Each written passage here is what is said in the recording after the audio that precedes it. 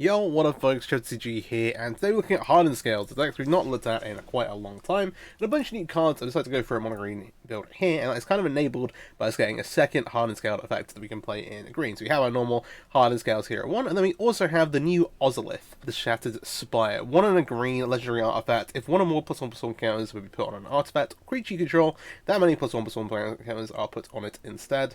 And then you have this activated ability, 1 and a green tap, put a +1/+1 counter on target artifact creature control, activate as a sorcery. And it's cycling too, so it's a really strong card. There are a couple of different ways you go Hardened Scales. We have a bunch of different green-white enablers as well. We've got to try to streamline things here, come with a really nice, smooth build.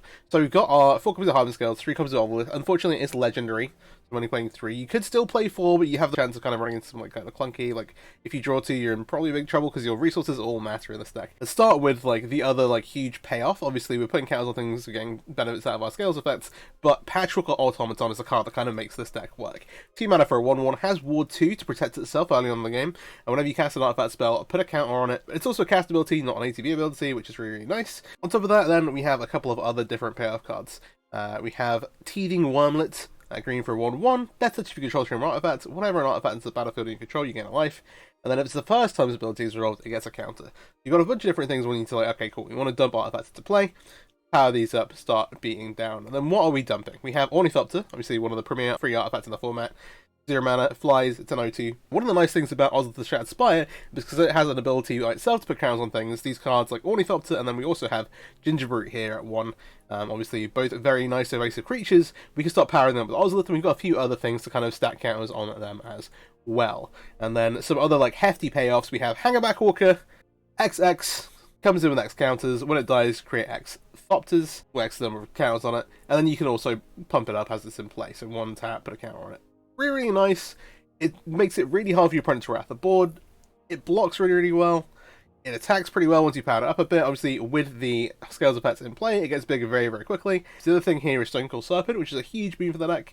X for a 0/0, obviously, comes in with a number of counters. And then Reach, Trample, Protect from Multicolored. Blocks, having Reach is actually fantastic text here. Blocks versus Angels just kind of zones them out. Same with something like Mono Blue Spirits. Excellent there. And then also Trample, hugely important to push damage through. We've got a few evasive creatures to stack counters on, but Stonecold Serpent by itself protecting a massive threat, as well as just being able to slot in anywhere on the curve. Because obviously its casting cost is X. It's nice. And that protection from Multicolored, also really strong. So hey, absolutely love it. Random things off at 1, we also have a couple of copies of Snakeskin Veil. Obviously, it adds counters on things, but being able to give things hexproof as well is really nice. Synergizes really well with the deck, and protects some of our important creatures. At 2 then, obviously we've got our Ozilith, we've got our Patchwork Automatons, we also have Steel Overseer. Opted for only 2 copies is a little slow. We have a bunch of artifact creatures, obviously, that we're putting counters onto. So 2 for a 1/1, and then tap, up some counter on each artifact creature you control. Pumps them all up, especially if it's with like the big X creatures, and then also Ornithopter and Gingerbrute. Again, be able to stack counters on them, really solid. Another card that does that is Simian Simulacrum. 3 mana for a 2/1, enters the battlefield, put 2 +1/+1 counters on target creature control. But then it also has Unearth, so it comes in, makes a threat by itself, and then also you can Unearth it to make a threat out of the graveyard, and when you do, obviously you get to add 2 more counters to your board.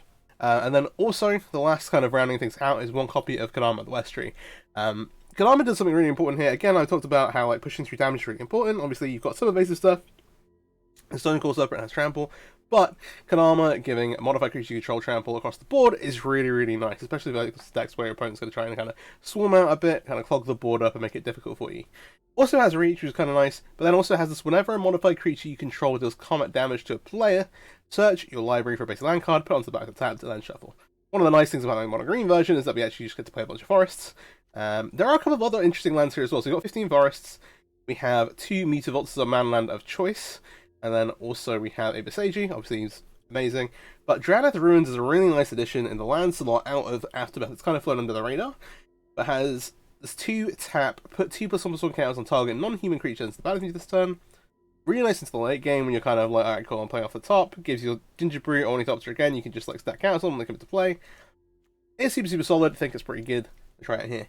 Gonna run to the side while I'm playing some ranked games. If you're not already, please do subscribe to the channel. I'd really appreciate it.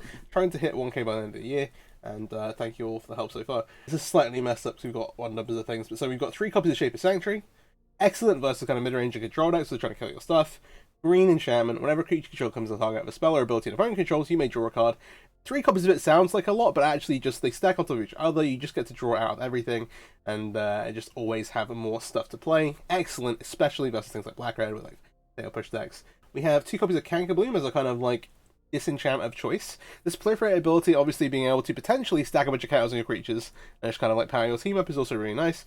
So Canker Bloom was the choice we went for disenchant kind of effects. We have 4 copies of Scavenging Ooze, which are obviously versus Greasefang. Other graveyard stuff as well, but obviously, hey, Synergize is really real with Hardened Scales, you get encounters, da-da-da-da-da. Scavenging Ooze is not a terrible card in the main deck either. 2 copies of Tailswipe.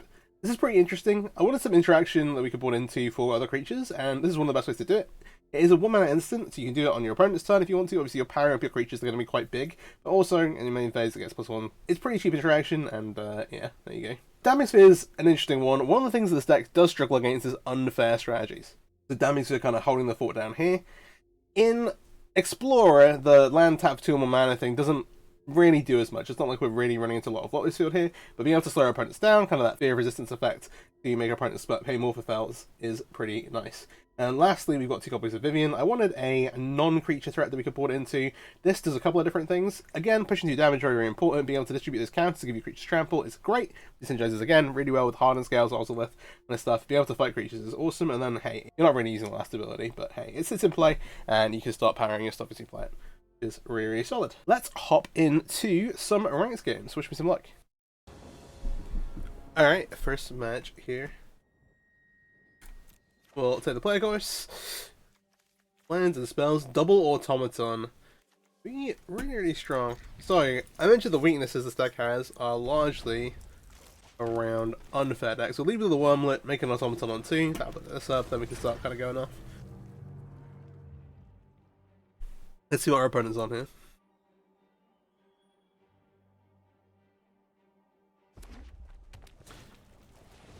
Goblins. I'm not this. The Stone Cold Snap is interesting. We'll see if we draw a land next turn. We'll go ahead and make Automaton. The real worry is if they have a mountain, they can sack this and make a Chain Whirler maybe. You only save the Wormlet from it, but it's a little sketchy. I'm kind of debating dropping this Stone Cold Savage to the floor now, but being able to do it next turn obviously going to be much better. We've got the second Automaton in play. We'll see, we'll see. Yeah. Obviously, Skunk Percent obviously telegraphs full Goblins, and that... Well... Chain Whirler's... Like... is... When we're on the play, it's fine for us, but on the draw, it's kind of awkward. And we do actually draw a land here, so we can go ahead and... Thinking about the Snakeskin Veil. Do you want to kind of... out?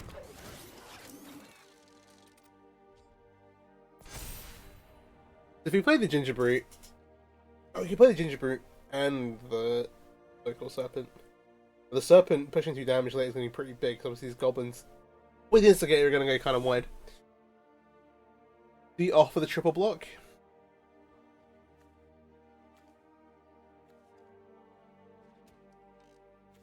I think so.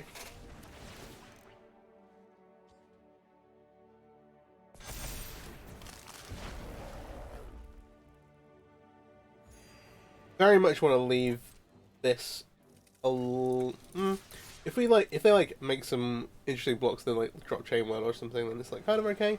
I feel like if they had Chain Whirler, they dropped it last time, they could get the Automaton as well. But hey, Explorer not in Historic, so we don't need to worry about like Muxus. But do not take the Goblin deck for a fool. It will make you look very silly. We've not drawn a Scales effect here. The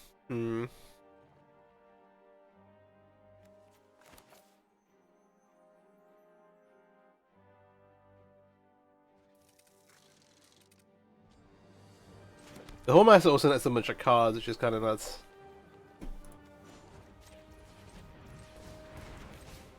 I'm just gonna make this on 3.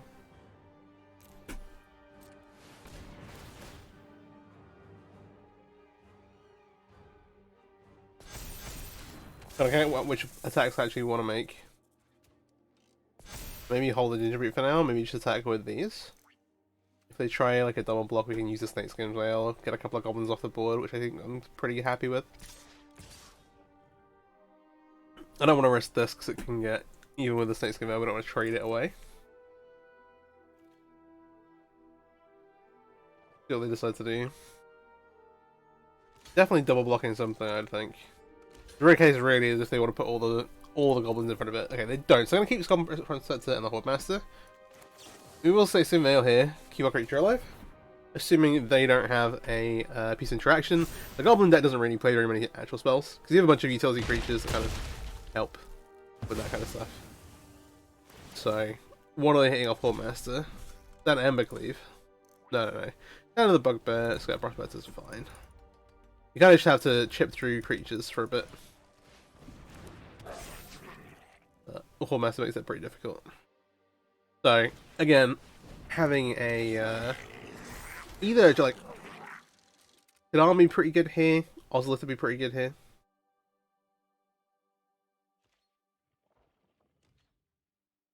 One thing with the new Ozilith is that it only activates this.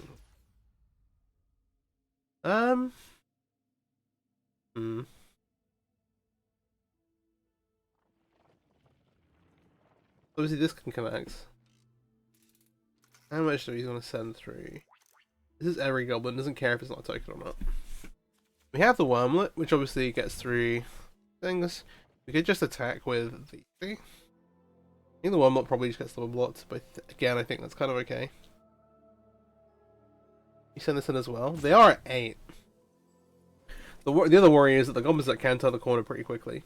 With some of their Lord effects. Let's activate this. It's like at that point, do I not summon anything? But I think the answer is actually yes.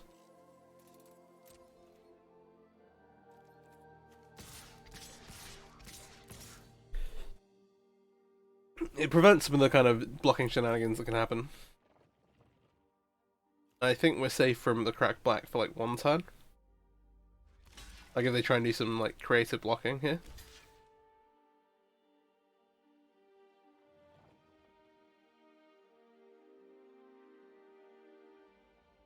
Let's see.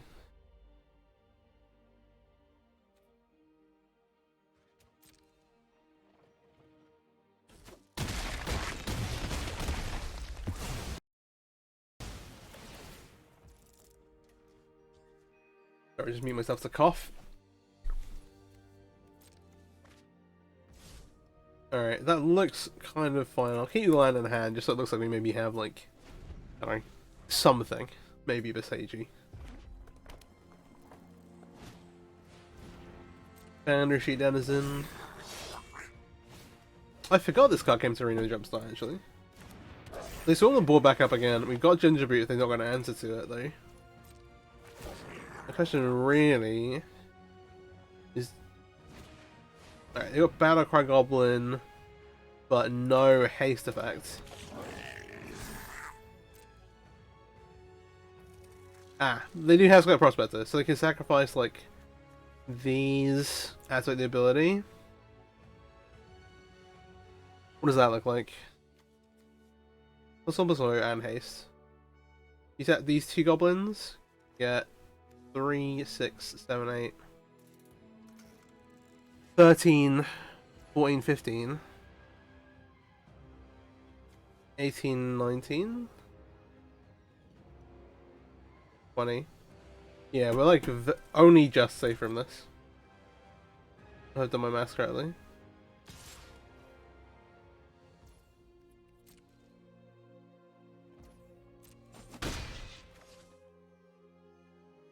Which I think is anyway, they can set goblins to kill the Gingerbrute.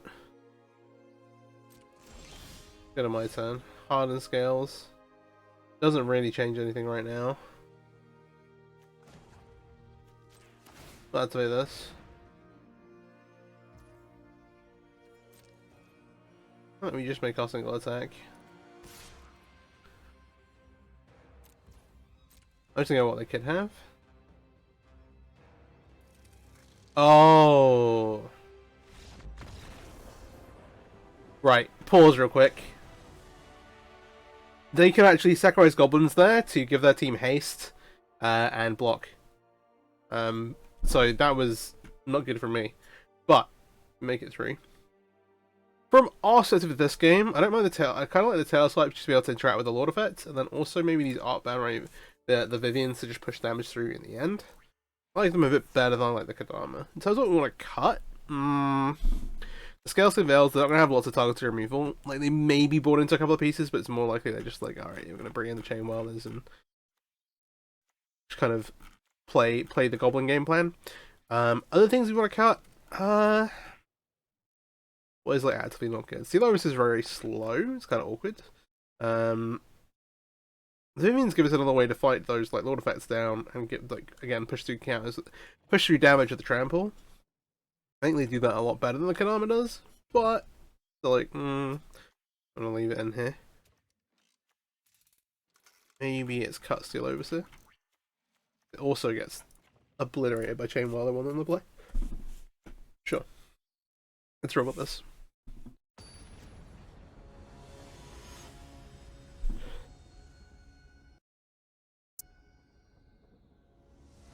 Let's see where we're at. Alright, so we have Gingerbread Ozilith, Patrick Automaton. Interesting. Yeah, we'll absolutely keep. They have a Prospector.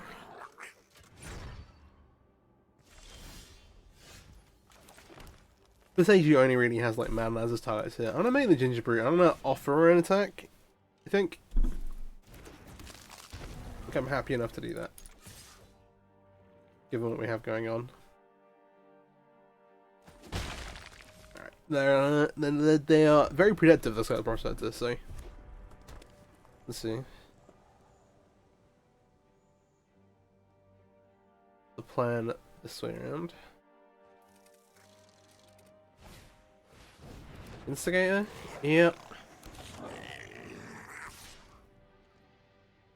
I wish I had a Chain Whirler. Ooh. That kind of gives us options. Because we can tail swipe on our turn, we can kind of turn this off. Obviously we want to get the Automaton in play. The danger is we play the Automaton, they go, meh, meep meep, there's your ball gone. The other option is to like play Ozilith now, but I think that puts us a little too far behind. I think we have to just kind of commit this to the board. And then next turn to like go like Teething Wormlet, Ozilith, some combination of those things. Maybe use Tail Slap if they make a lot of that. And then kind of look towards Ozilith. Look towards Vivian. This deck is very mana hungry, like you always have stuff to do. Ozilith costing 2 to activate is expensive. It's not about being legendary early, but it does have that cycling ability. But if you're ever having to cycle it, you've probably lost the game. Or you've won the game. One or the other. Well, no blocks here. I'm going to put us down to 14. Okay, we have Scales as well. Right. Does that change anything? Playing the Misagi. One of the things that I want to make a creature that can block here. Fighting this is pretty useful. On to...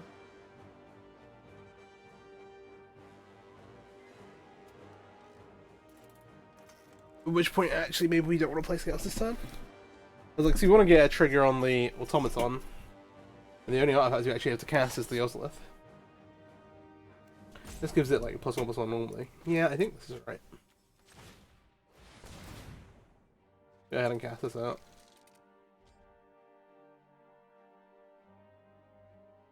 They are holding a priority in a way that I don't like. So to be fair, the Automaton is Ward 2, so we're like a little safer than we would normally. Right, okay. Then, yeah, I'm just gonna try and tail swipe here. We're gonna do this. If you cast it during your main phase, it gets +1/+1, so this is a 3/3. This is a 2. We don't trade off. We did add red mana. We can attack here. At the minute they've only got 3 damage in play. If they have a Lord effect, that becomes 6. We go to 8. 19. I think holding the Automaton to block is fine. You've got Vivian coming down the line, so we're not going to have an issue pushing damage through. He's setting up.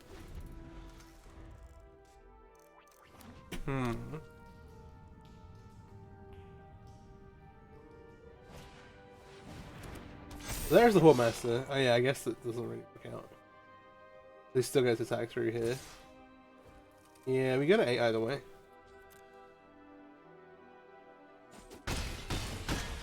And we are in danger. Sacrifice.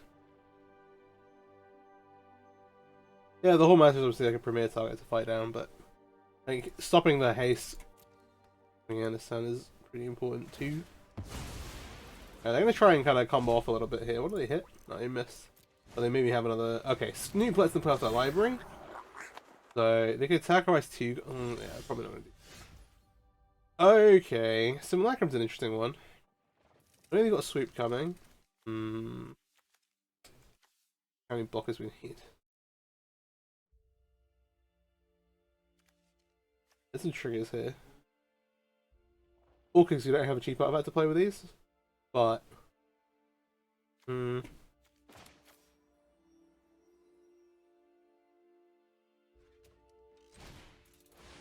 don't have another Lord effect though.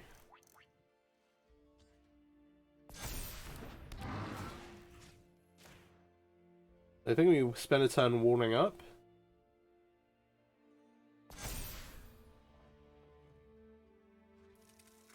So I don't know what to play with the Goblins sec. I'm trying to think if there's anything they can hit with Snoop off the top. Like to get some like contain activate ability. I don't think so. Oh, okay. Bad Eye Goblin changes the math a lot. Yeah, they're gonna activate here. Are we just dead? Only 4, they get 2 blockers through. 3-3. Let's just do the math here. We want to block the biggest thing. But this here, and this on a 3. Prospector, we're taking 7.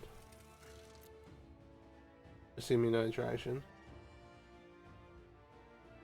Fortunately can't afford to block the Hordemaster. But getting the Prospector off the board cleans up some of the mana stuff. Which is nice.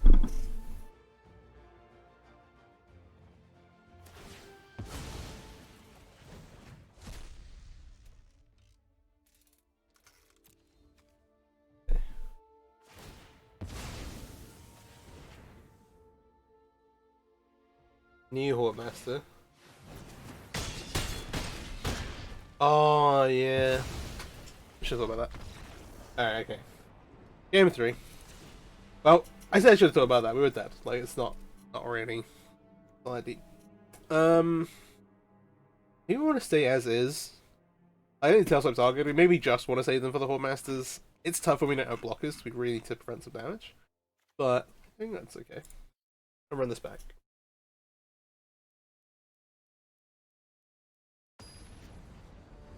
Interesting games, interesting games. Yeah, the mono red, the Goblin deck has so many tricks going on. It's super sweet. It's very underplayed, I think, for how good it is. Ozilith into Hanger back on. Okay, solid.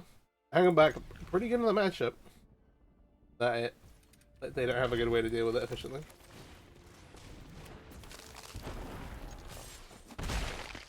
We do have Gingerbread starts.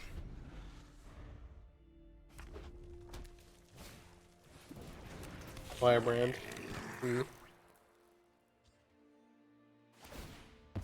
No, that is okay.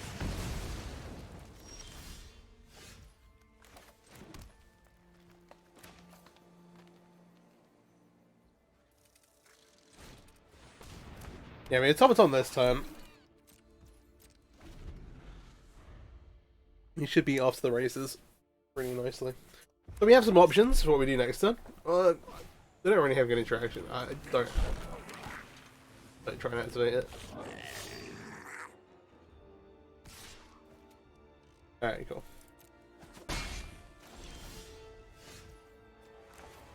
We want to power this thing up. What I'm going to do is I'm going to go get the Ozilith into play. And I'm going to cast the Stonecoil Serpent on 1. It will come in as a 2-2. We'll trigger the automaton again. The damage stacking. We'll come across. And next turn, let's make a Hangerback Walker with X's 2. It's a 3/3. See. So now our board is kind of firebrand proof. Which is nice. We even get to threaten to block here with the Stone Cold Serpent. Alright. The Snoop.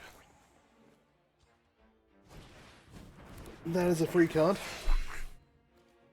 I'm kind of willing to fire this block off because we don't have a great way to power up the Circle Serpent. We can use the Ozilith, but it's quite a lot, like in terms of just mana and stuff. I think that's pretty fine.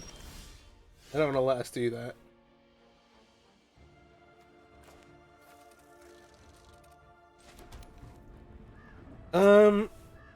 This is a sorcery, right? Yeah.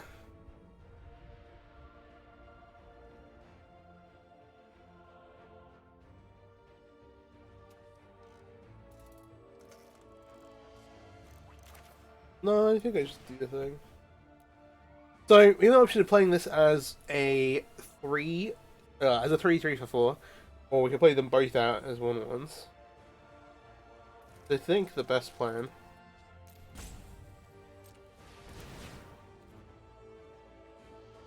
is let us still threaten over the time it's on attack. I'm just gonna have to respect it now. Yeah, I don't think they have any great way to deal with these.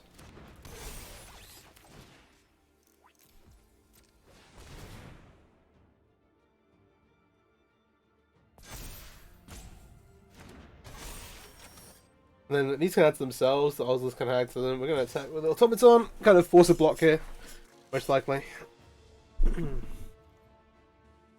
We'll see. Mount on top. We do get to see all their draw stats with the Snoop in play. Just handy.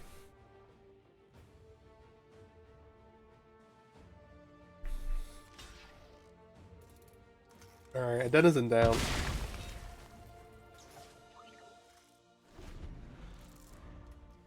To be fair, 4 mana is kind of where the Goblin deck wants to be, in some respects.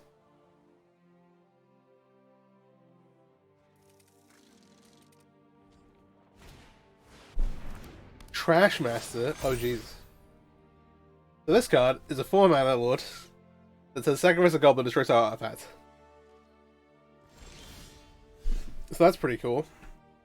Yep. Around 15.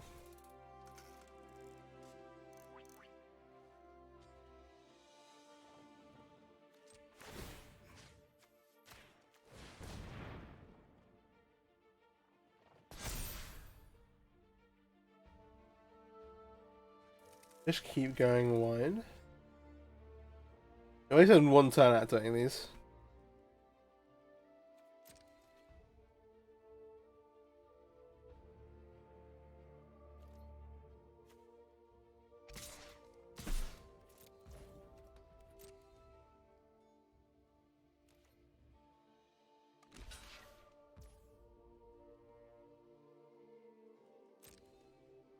Yeah, Trash Master's pretty cool.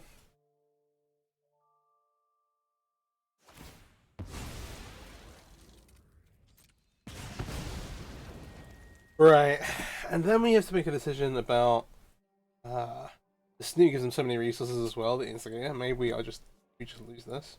We're relying heavily on the Hangerback Walkers to do damage.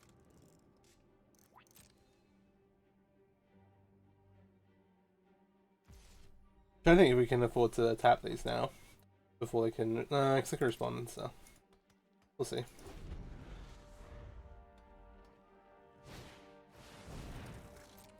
Just think of him.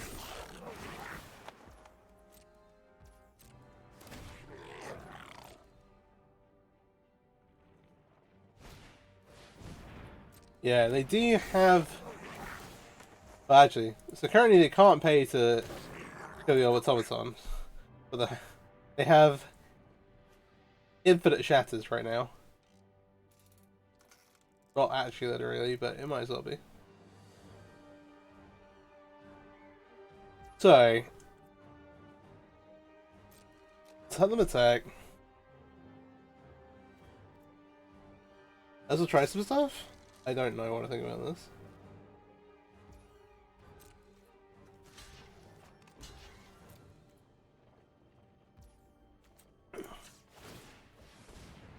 Well, I suppose this gets shattered in response, to be honest. Did not, which is good for us.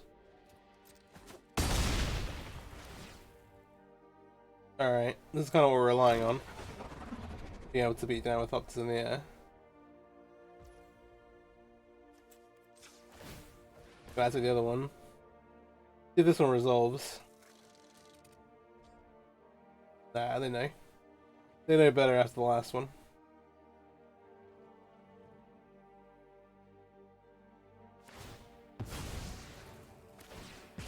We still get some Optus though. Maybe we can get through this. Maybe we can get through this. Oh, that's actually huge.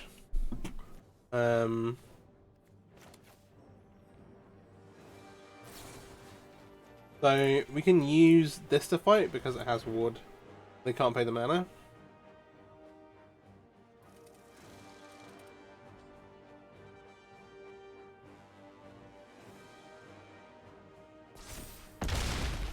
I totally forgot about this gun.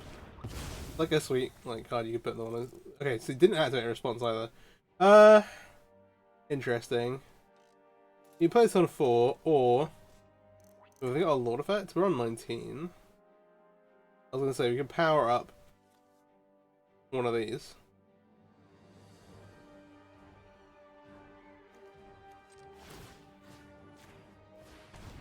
I kind of like this plan because we know they've got land on top. Well, we know that we've got land on top for now.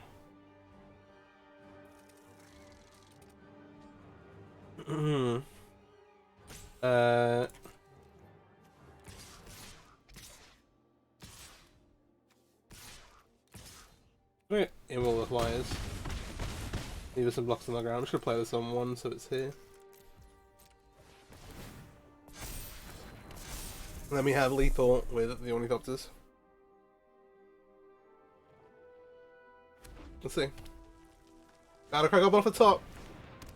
This card is actually like nuts, by the way. Just being out there.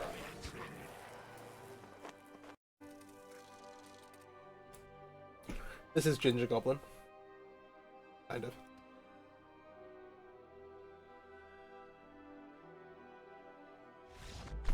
Hey, we got there. Alright, that was 26 minutes. Alright, second match here. Yeah, that was a pretty fun one. You go on for a while, but yeah. The Goblin deck has like a ton of intricacies to it the Goblin deck has a ton of intricacies to it that you wouldn't expect. Unless you played with it a bit, I think. Ooh. Hardened Scales, Ginger beat 1 land. We are on the draw. Our hand is pretty nuts. If we draw a second land. Try and be a little disciplined. We're gonna mulligan this. And we'll keep this and put a land back. Alright. If you hit, you hit, but it's just sacrificing the game. Shot Tallow Foundry. Tallow Foundry. Okay. So, Spirits is interesting. Obviously this is blue-white Spirits. Potentially Bant, we don't actually know, but I think the blue-white Spirit deck is a little bit more popular than the Bant one at the moment. Alright. So, I mean, we have Serpent, we win.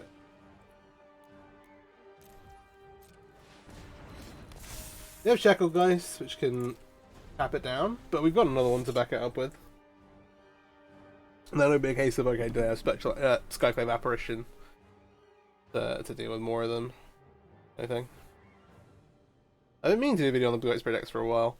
And I did one on the Bank Company deck like straight after Shadows came out. But wanted to leave it a little bit before doing the Blue White one, because the decks are like fairly similar. The Blue White deck plays a lot more counter spells. It's not like in on the... Well... Never mind. In this case, they are in Uncurious Assertion. There are different ways you can build it. Okay, so I'm going to tap a couple of things here. Make room for the Shackle Ice to come and attack. Annoying. Deal with it. Teething Wormlet is alright. Did he also have the Beseiju?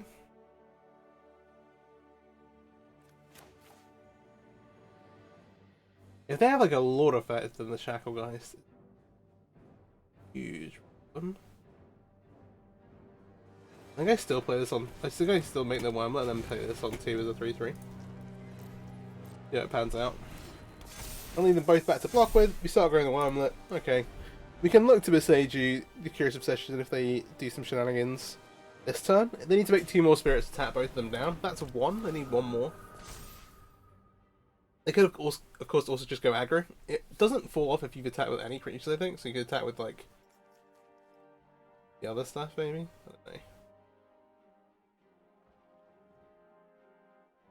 We are a little flooded here, unfortunately.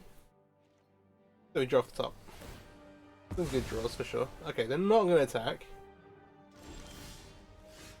Ooh, Steel Overseer is really, really potent. Go ahead and cast this. I will... Well, they'll probably... they can tap with Shackle Ghost this turn. And then... not next. I imagine they want to tap down the Stonecoil Serpents to make room for attacks. The thing about that is that if they're attacking, it means I can still Overseer pump into... Okay, they're going to tap the Wormlet down.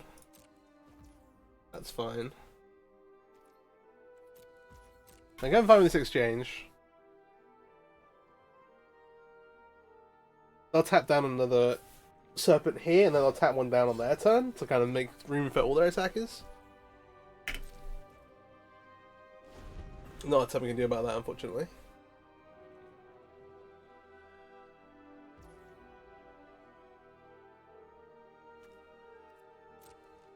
Just realised these Meteorvolts probably should be the Mishra's Foundry. So they can get counters from Steel Overseer. But, yeah.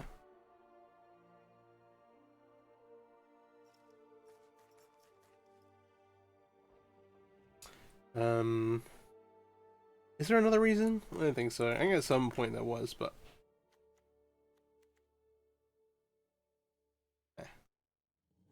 So versus Spirits. Oh, golly.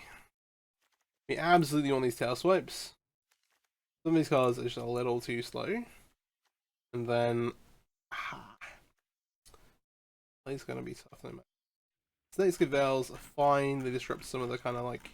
If they've got like Brazen Borers, that type of thing, that kind of interaction. Bounce our stuff.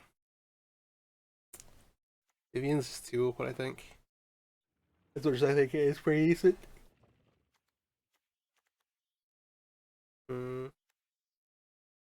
I don't know why I'm wanting to come out. It's got reach. Alright. Reach your cards, reach your cards. Cozy copies of the Simulacrum.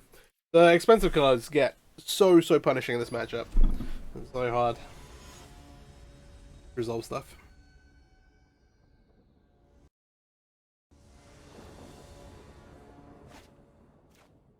Okay, this looks decent though. Why am I not into the Hangman Walker? Hangman Walker is a great magic card, especially versus decks with flying spell. Like, we have to... Okay, I should explain. Paired with the Tail Whip, we can actually trade the Hangman Walker off. We wouldn't normally be able to do. It doesn't have flying by itself, but obviously making a bunch of Thopters is good.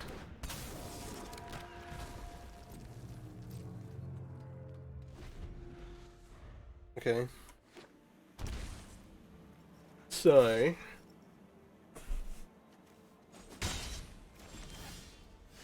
So far we're okay. I think we present this next turn Tail Swipe, try and get the Automaton online.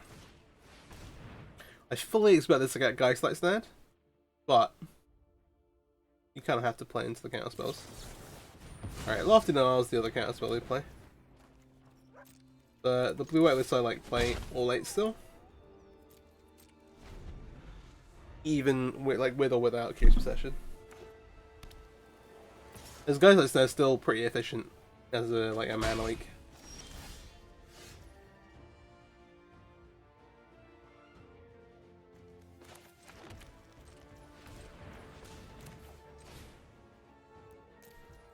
I'm gonna try this. I'm just gonna play through the counter spells. The spell color is not literally the worst. I mean, it's pretty great versus Hangman Walker, because if we ever cast a Hangman Walker, then they get to, I guess, cast for 0. Fortunately.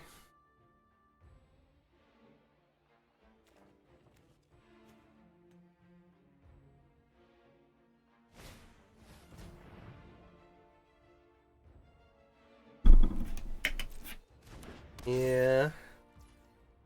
I just can't. It can't possibly correct to fight there, right? We're already so far behind. We just need to get onto the board and start powering up the Wormlet. We've got his tail swipe still. You got a 14.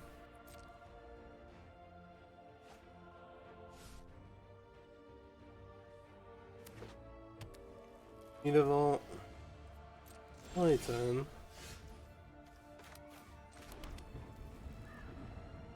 Yeah, you've not actually used Shattered Ruins yet. Kinda needs to cast a 4 though. No. I should kind of saying you don't have a lord, but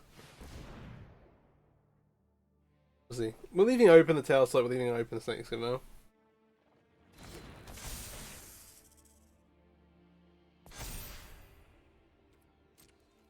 I attack with the Wormlet. It's just sort of offering a trade with the Mutavault, but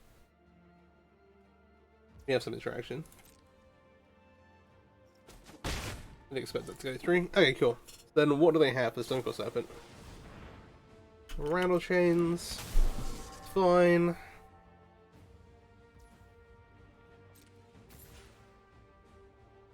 Now it's like a good time to tail swipe. Shoot down the Sailor. I think denying them this is better than...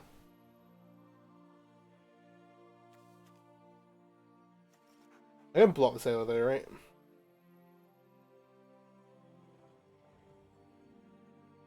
Well, the one thing is that the Spell Queller...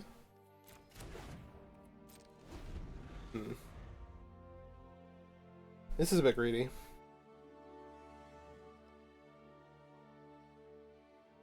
That hangback walker triggers the Wormlet on their turn, but not on ours. You already triggered it. They might also play like an Empyrean Eagle or something like that. It's got a lot of effects. Given that they have the rattle chains. Ooh. Getting tricky.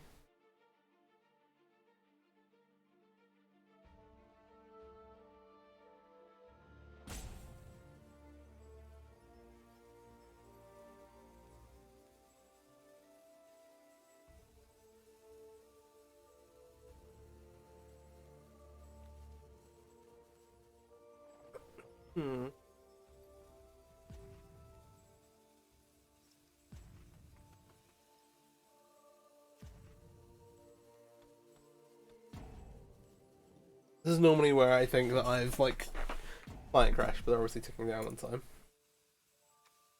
I wonder what they've drawn. The thing that I'm like, that they could be taking over the most is always a Genjo. I'm like, oh. There are a bunch of different ways you can, like, play around that. They could actually be AFK, or just following me, but... Rather changed, a lot of effects.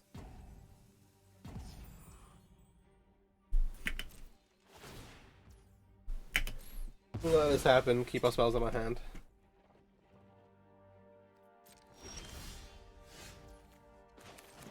Make a new one.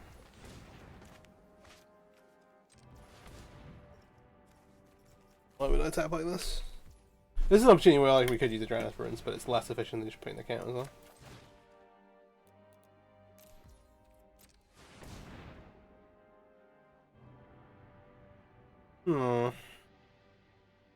Curious.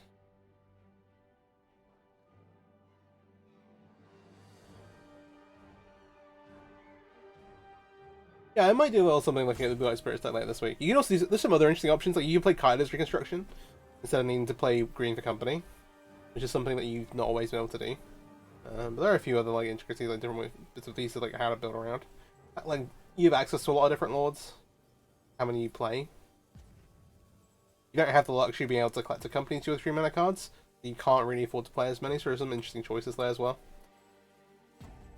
I think our opponents either just had to run away or decided to no longer take part in the game, unfortunately. I'll make attacks of both of these. Yeah, but to speed things up a bit.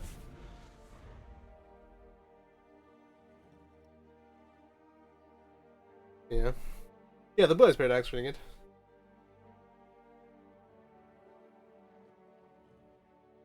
A few other things lined up to play. A bit of a lull in release and stuff, which is strange to see. That's the nice thing about like only making. Well, no, I do make some paper videos, but there aren't literally a million products arena every week. Yeah. We've covered most of the Aftermath ones that I wanted to. There are a couple of interesting bits and pieces. One Ozilith Humans list.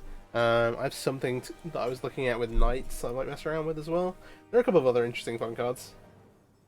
There's some other stuff I've been kind of got on the backlog that I was meaning to feature. Things like the Tergrid, like Mono Black Waste Not deck is really sweet. All the bits and pieces. More messing around with invasions. Alright, fair enough. Oh, also, the most exciting thing maybe is I've got an Invasion of Alara list that I'm gonna look, and there should be a video on that coming out this week, I think, hopefully. No absolute guarantees, but hey. Alright, cool. Thanks for watching. Sorry about that last game. I guess our opponent decided no longer to participate.